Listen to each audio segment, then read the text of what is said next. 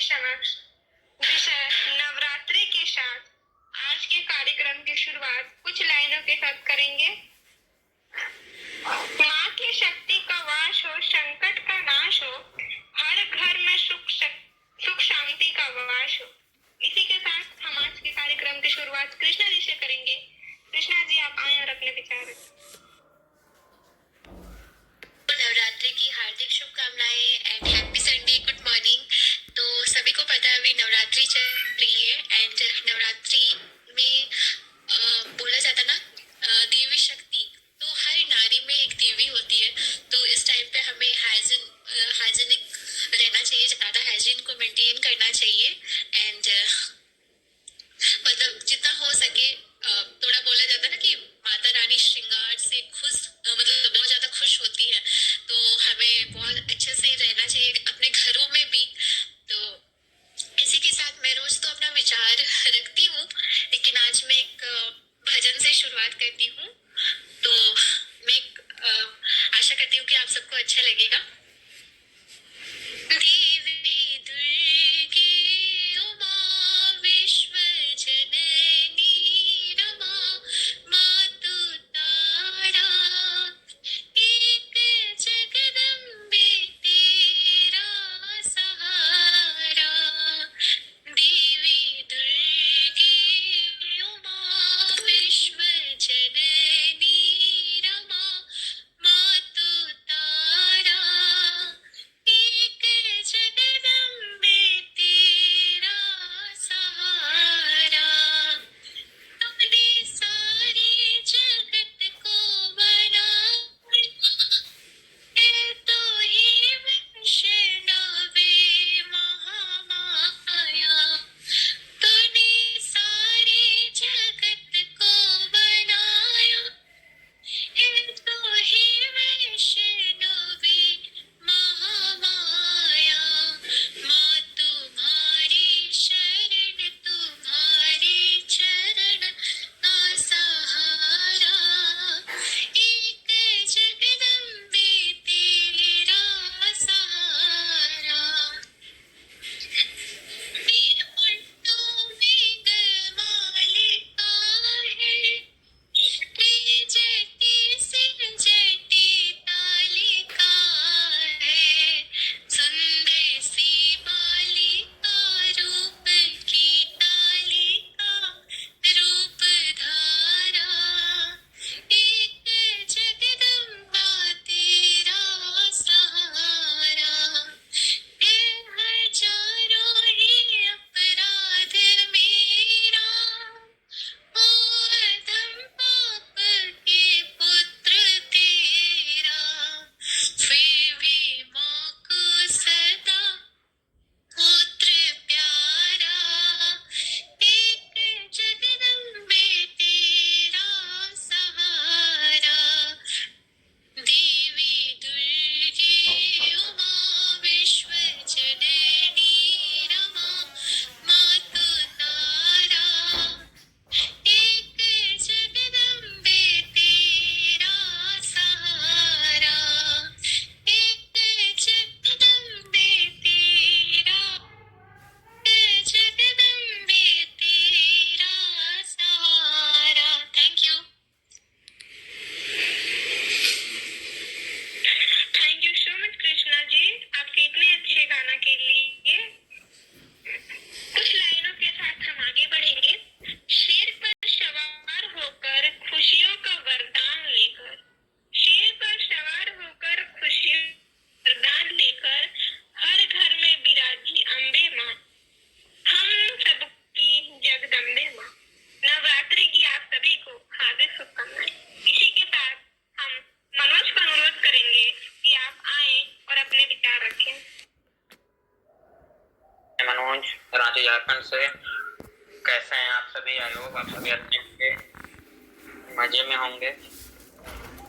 जैसा कि आज हमारा टॉपिक रखा गया है नवरात्रि पर, तो मैं नवरात्रि के ऊपर कुछ एक भजन गाने का प्रयास करता हूँ। अगर ये आप लोगों से मुझसे अगर गाने में कोई गलती हो तो आप लोग क्षमा करिएगा। तो स्टार्ट करते हैं। लेके पूजा की थाली जोत मन के जगा ले, तेरी आरती उतारूं भोली माँ।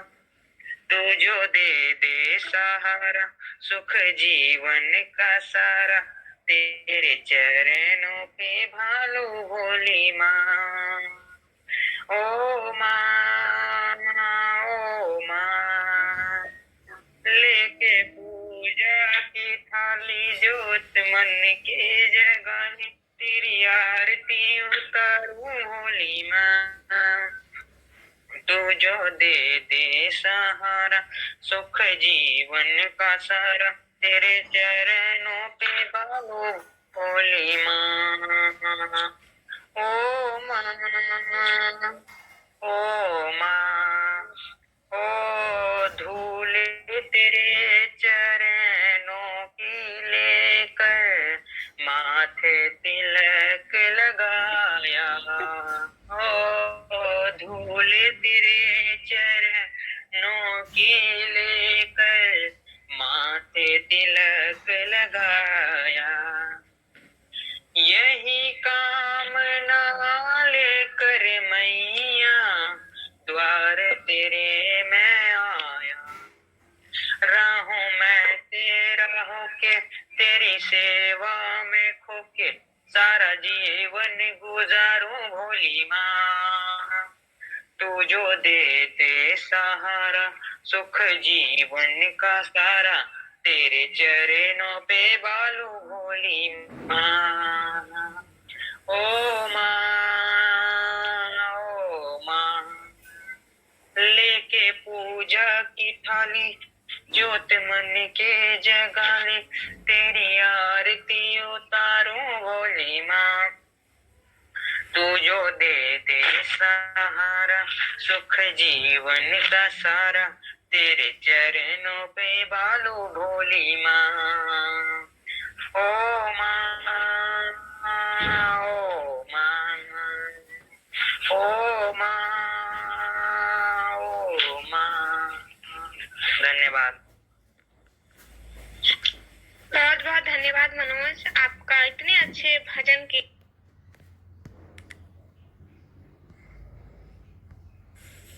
माँ की आराधना का ये पर्व है, माँ के 9 रूपों का भक्ति का पर्व है, बिगड़े काम बनाने का पर्व है, भक्ति का दिया दीव जलाने का पर्व है। इसी के साथ हम आगे बढ़ेंगे। हमारे बीच अलीशा जी है, तो मैं अलीशा जी से अनुरोध करती हूँ कि आप आएं और अपने विचार रखें। सुप्रभात सभी को, जय माता दी। थैंक यू होलिका जी, आपने मेरे को बुलाया और बोलने का मौका दिया उसके लिए।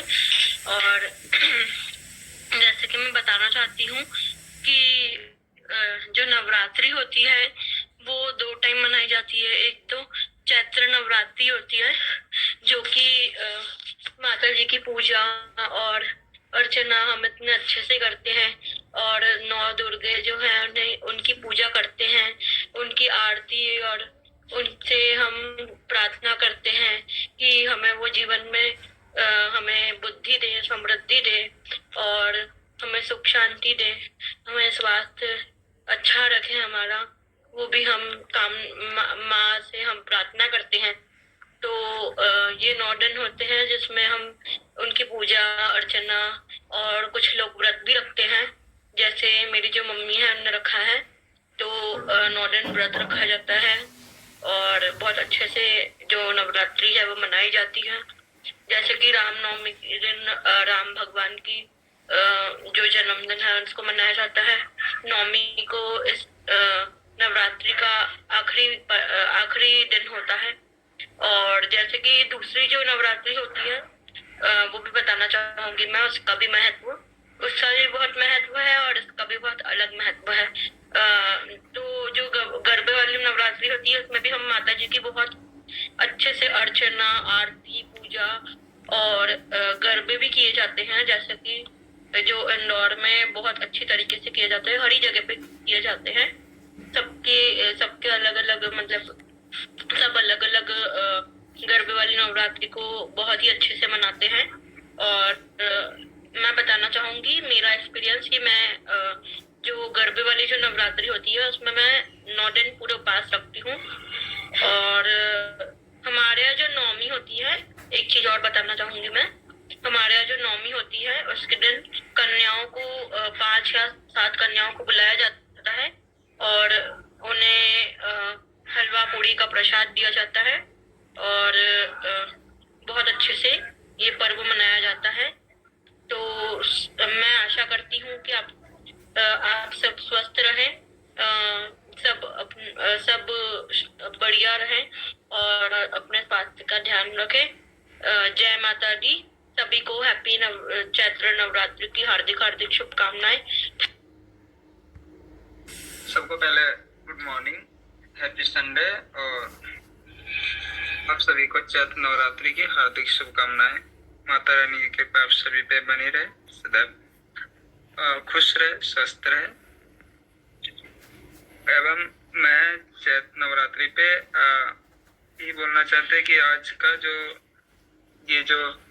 चैत्र की नवरात्रि है बहुत अच्छे तरीके से मनाए जाते हैं। दिल्ली, हरियाणा, यूपी, बिहार, हर जगह हर राज्य में इनको सेलिब्रेट किया जाता है और सभी अपने अपने